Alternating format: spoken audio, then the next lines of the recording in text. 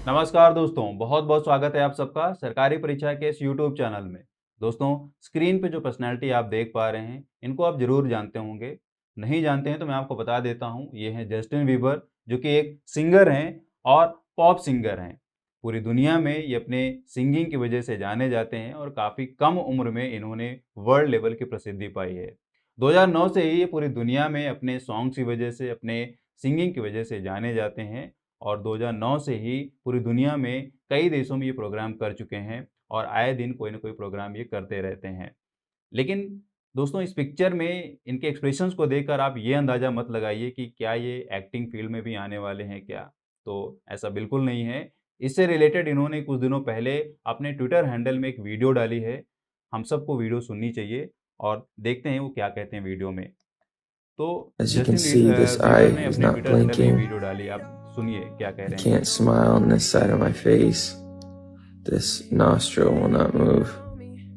So there's full paralysis in this side of my face. As you can probably see from my face, I have this syndrome called Ramsay-Hunt syndrome. And it is from this virus that attacks the nerve in my ear and my facial nerves and has caused my face to have paralysis. तो Justin Bieber को यहाँ पे Ramsay Hunt syndrome हुआ है, जिसकी वजह से इनका फेस जो है वो पैरालाइज हो गया है। फेस का एक साइड जो है इनका पैरालाइज हो गया है और ये बता रहे हैं कि यहाँ पे एक साइड में इनका जो फेस है उसमें मूवमेंट्स नहीं देखने को मिल रहा है। ये कुछ जैसे नॉस्ट्रिल में भी दिक्कत आ रही है, आई में भी दिक्कत आ रही है, और भी जो एक्सप्रेशंस दिखाने होते हैं फेशियल नर्व्स के द्वारा जो हो पाता है, वो सब नहीं हो पा रहा है। तो बेसिकली यहाँ पे जो इनको सिंड्रोम बताया जा रहा है, that is Ramsay Hunt syndrome.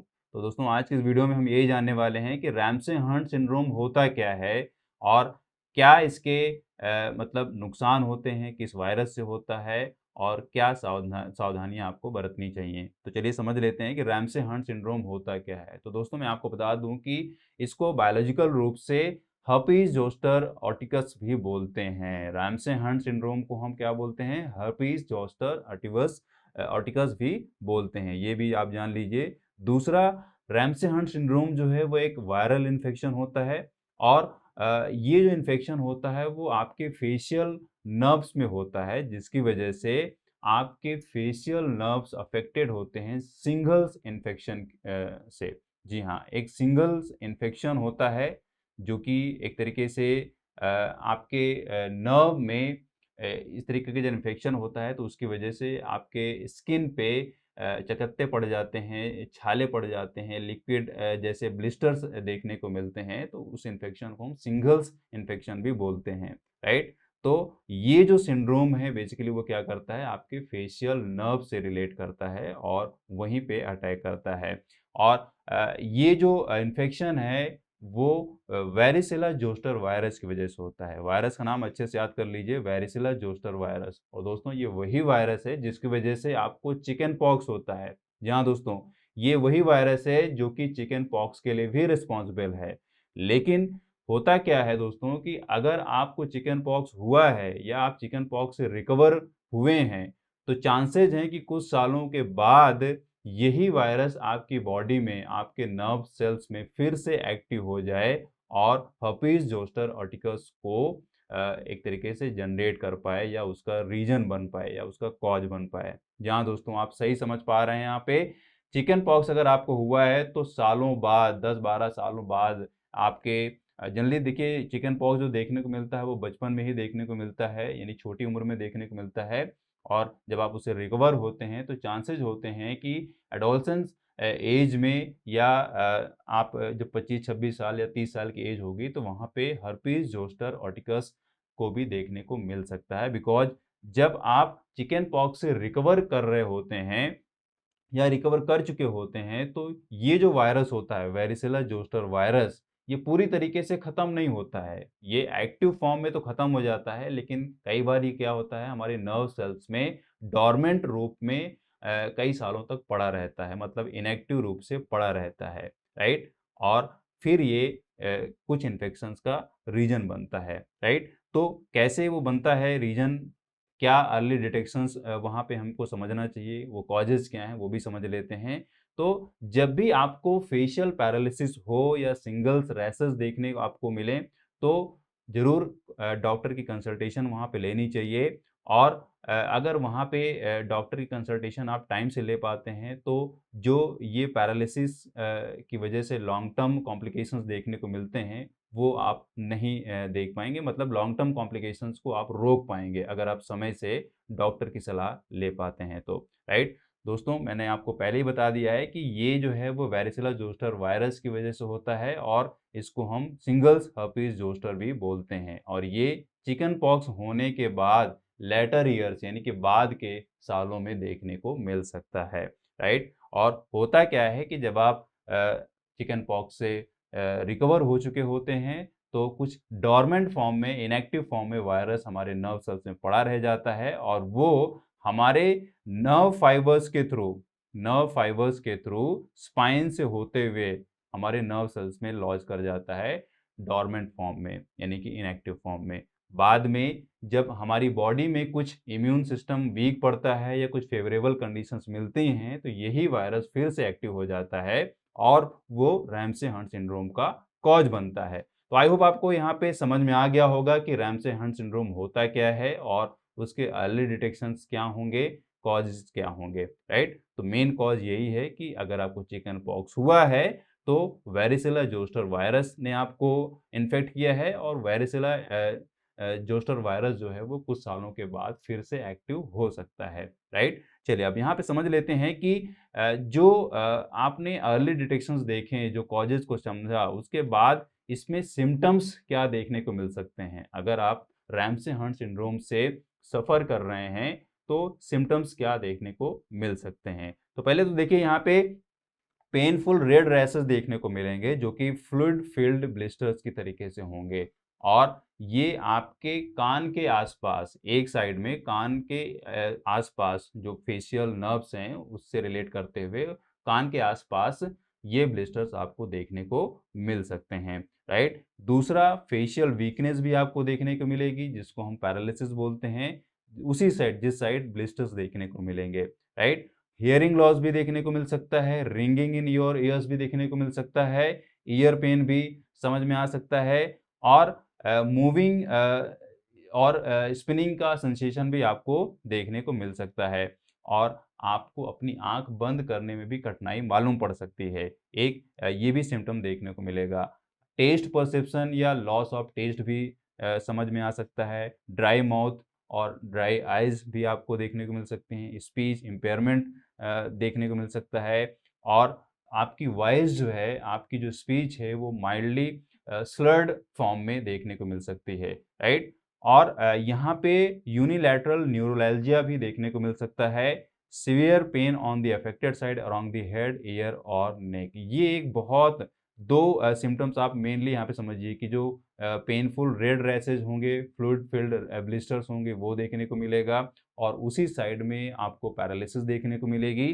तीसरा जो है वो सीवियर पेन क्रिएट करेगा, आपको हेडेक होगा, राइट? तो ये 2-3 मेन लक्षण आप समझिए कि अगर ऐसा कुछ देखने को मिल रहा है, तो इसका मतलब है कि वहाँ पे रैमसे हैंड सिंड्रोम के चांसेस हो सकते हैं, राइट? और बहुत सारे सिम्पटम्स हैं, आप सिर्फ ये मेन सिम्पटम्स को समझिए। जैसे ही आपको ये सिम्पटम्स समझ में आए, तुरंत डॉक्टर से कंसल्टेशन लेनी चाहिए। बहुत सारे सिम्पटम्स का अपने से दिमाग नहीं लगाना चाहिए कि वेट करना चाहिए कि यार मैंने तो ये भी पढ़ा था, ये सिम्पटम तो मेरे अंदर नहीं दिख रहा है, तो मैं क्या इसको समझूँ, राइट? तो कोई भी सिम्पटम आपको देखने मिले, कोई भी एब्नॉर्मलिटी आपको अपने बॉडी फंक्शन में देखने को मिले, तो तुरंत डॉक्टर से कंसल्टेशन लेनी चाहिए। और सबसे इम्पोर्टेंट बात दोस्तों ये है कि कई बार क्या होता है कि हम लोग अपने सिम्पटम्स को, अपने डिसफंक्शंस को गूगल की जानकारी से रिलेट करने लगते हैं, गूगल से समझने की कोशिश करते हैं, जो कि बहुत ही डेंजरस होता है। आपको तुरंत डॉक्टर से कंसल्ट लेनी चाहिए, गूगल की हेल्प से बचना चाहिए, राइट? तो दोस्तों ये थे सिम्पटम्स, ज़रूर इनको आप समझें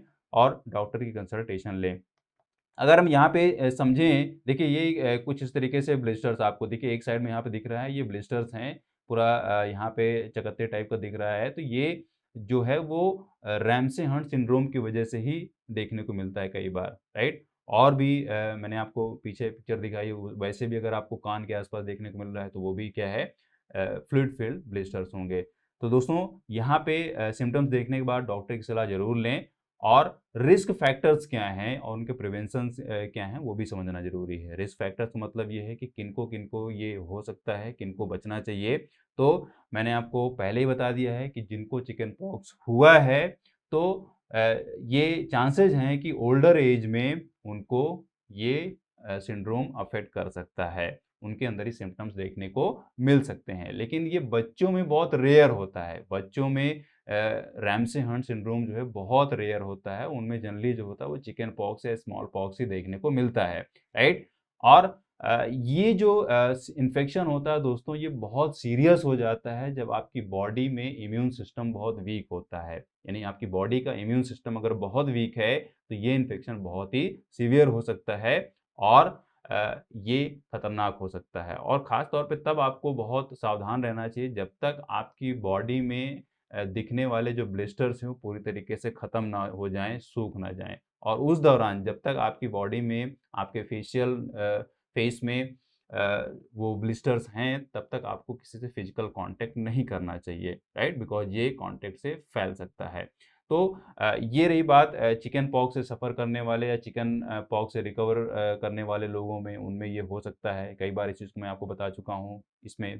तो आप इस चीज़ को मोटे तौर पे समझ लीजिए। दूसरा ये है कि जिन्होंने चिकन पॉक्स की कभी वैक्सीन नहीं ली है, तो उनको भी चांसेज़ हैं कि सिंड्रोम हो जाए। न्यूबॉर्न्स में भी देखने को मिल सकता है, प्रेग्नेंट वुमेन में भी देखने को मिल सकता है, और जिनकी इम्यून सिस्टम वीक होगी, उनमें तो ये चांसेज़ ज़्यादा ही हो जाते हैं, राइट? तो ये कुछ रिस्क फैक्टर्स हैं, और प्रिवेंशन कैसे करना है, वो आपको यहाँ पे दिख पा रहा है कि आपको जैसे ही ब्लिस्टर्स दिखाई दें, फिज़िकल कॉन्टैक्ट अवॉइड करना चाहिए, और अपने इम्यून सिस्टम को मजबूत करना चाहिए, और जैसे ब्लिस्टर्स दिखें, आपको तुरंत डॉक्टर की कंसल्टेशन लेनी चाहिए, राइट? दोस्तों, अगर हम यहाँ पे देखें कि ट्रीटमेंट क्या होगा? क्या ट्रीटमेंट इसका कुछ है, अवेलेबल है, कुछ किया जा सकता है इसके बारे में? तो दोस्तों, यहाँ पे क्या है कि रैमसे हिंड जो सिंड्रोम है, वो एक तरीके से इफ़ेक्टिव ट्रीटमेंट यहाँ पे दिया जा रहा है, और ये जो ट्रीटमेंट होता है वो वैरिसेला जोस्टर वायरस के अगेंस्ट होता है। लेकिन जो भी वैक्सीन्स हैं, जो भी दवाएँ हैं, वो पूरी तरीके से अगर आप वो उसको गारंटी मोड में लें, तो ऐसा नहीं है। कोई भी वैक्सीन, कोई भी दवा आपको 100% की गारंटी नहीं देती है। अभी यहाँ पे जो मेडिकेशन दिया जा रहा है, वो वॉल्ट्रेक्स नाम की दी जा रही है, असाइक्लोविर दी जा रही है, फैमसिक्लोविर के नाम की दी जाती है। तो ये जो फ़ॉर्मूले हैं, वो एक तरीके से यूज़ किए जाते हैं इस वायरस के अगेंस्ट, यानी कि वैरिसेला जोस्टर वायरस के अगेंस्ट, राइट? लेकिन फिर भी आपको ये दवाएँ, ये फ़ॉर्मूले की दवाएँ मेडिकल स्टोर में जाके डायरेक्ट नहीं लेनी चाहिए। तुरंत पहले क्या करना चाहिए? डॉक्टर से कंसल्टेशन लेनी चाहिए, राइट? और दोस्तों, मैं आपको बता दूँ कि जब भी ये दवाएँ चलाई जाती हैं, तो उसके साथ आपको स्ट्रॉन्ग एंटी इन्फ्लेमेटरी स्टेरॉइड्स भी दिए जाते हैं, ताकि आपकी बॉडी जो है वो बहुत ही तेज़ी से यहाँ पे वैरिसेला जोस्टर वायरस के अगेंस्ट इम्यूनिटी क्रिएट कर पाए, राइट? उसको रोक पाए, बिकॉज़ ये जो एक तरीके का सिम्पटम होता है, ये मतलब ये जो वायरस होता है, वो आपके नर्व फाइबर्स में अटैक करता है, राइट? आपके नर्व्स में अटैक करता है, राइट? तो जिसकी वजह से क्या होता है कि वो पैरालिसिस हो जाती है, फेशियल मूवमेंट नहीं हो पाता है। तो ये जानना बहुत ज़रूरी है। और दोस्तों, एक चीज़ मैं और आपको यहाँ पे क्लियर कर दूँ, वो ये है कि जो मैं यहाँ पे बोल रहा हूँ कि ये फेशियल नर्व्स में अटैक करता है या पैरालिसिस होती है, तो आपका फेस मूवमेंट नहीं कर पाता है। तो बेसिकली यहाँ पे ये जो अटैक होता है, वैरिसेला जोस्टर वायरस का जो अटैक होता है, उसकी वजह से क्या होता है, जिस साइड में ये अटैक होता है, जिस साइड में पैरालिसिस होती है, उस साइड का सिर्फ़ क्या होता है कि वो एक तरीके से मूवमेंट पार्ट ही अफ़ेक्टेड होता है। मतलब कि वो पार्ट जो है वो मूवमेंट नहीं कर पाता है, राइट? मतलब ये है कि आपके नर्व्स का जो मोटार फंक्शन होता है, मोटार एक्शन होता है, उसको ये अफ़ेक्ट करता है, जिसकी वजह से मूवमेंट नहीं हो पाता है। लेकिन जो सेंसेशन होता है, नर्वस सिस्टम का 2 पार्ट होता है बेसिकली, एक होता है मोटार एक्शन, एक होता है वहाँ पे सेंसेशन।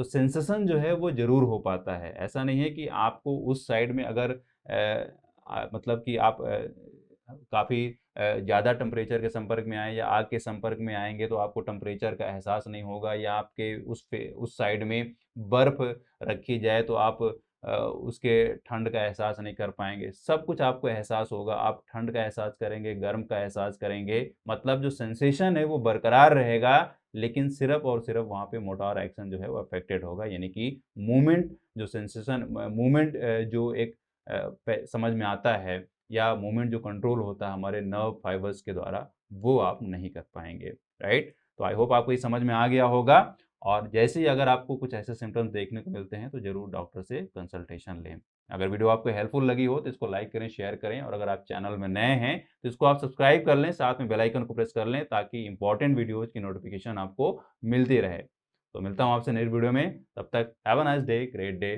Thank you.